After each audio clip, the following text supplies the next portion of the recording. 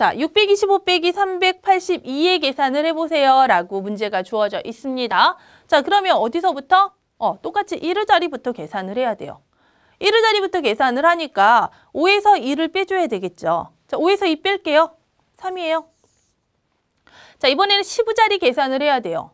그런데 2에서 8은 못 빼요. 그럼 어떻게 해야 돼요?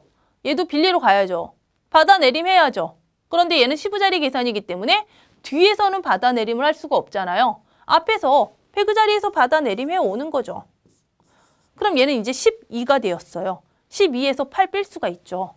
빼주면 4가 됩니다. 100의 자리 계산은 5에서 3 빼주면 2가 되는 거죠. 그래서 이때 계산 결과는 243이 되는 거예요.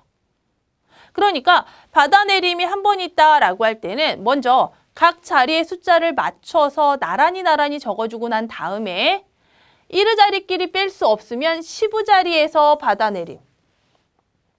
그래서 계산하면 되고 10의 자리끼리 뺄 수 없을 때는 앞에 있는 자리 100의 자리에서 받아내림해서 계산을 해주면 된다라는 거예요. 물론 우리는 세 자릿수 빼기 세 자릿수밖에 계산을 하지 않지만 만약에 네 자릿수에서 네 자릿수를 뺐는데 100의 자리에서 뺄 수가 없으면 어떻게 하면 돼요?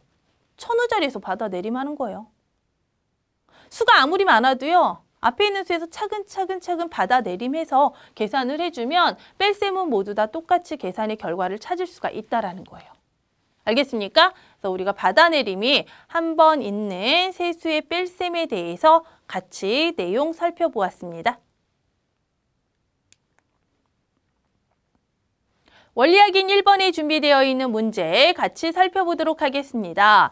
자, 원리확인 1번에서는 네모 안에 알맞은 수를 써 넣으세요 라고 되어 있습니다. 그러니까 네모를 살펴보니 계산을 하세요 라는 문제가 되겠죠. 자, 첫 번째 문제는 847 빼기 318이 되겠습니다. 자, 우리는 1의 자리부터 계산을 해줘야 되는데요. 자, 1의 자리 보니까요. 7에서 8을 빼줘야 되는데 빼줄 수가 없습니다. 그래서 앞에서 이렇게 먼저 받아내림을 해와야 되겠네요. 자, 그럼 받아내림을 했기 때문에 17에서 이제 8을 빼주는 거잖아요. 그럼 얼마가 돼요? 9가 되죠. 1의 자리 계산이 끝났습니다. 자, 그러면 이제 10의 자리 계산을 하는데요. 10의 자리 계산은 3에서 1 빼주면 되겠네요. 3 빼기 1은 2가 됩니다. 자, 마지막 100의 자리 계산은 8에서 3을 빼주면 되기 때문에 이때 계산 결과는 5가 되겠네요. 자, 그러면 2번에 있는 계산도 해보도록 할게요. 자, 2번은요. 675 빼기 492입니다. 1의 자리부터 계산을 하게 되면 5에서 2 빼주는 거죠. 5 빼기 2는 3과 같습니다.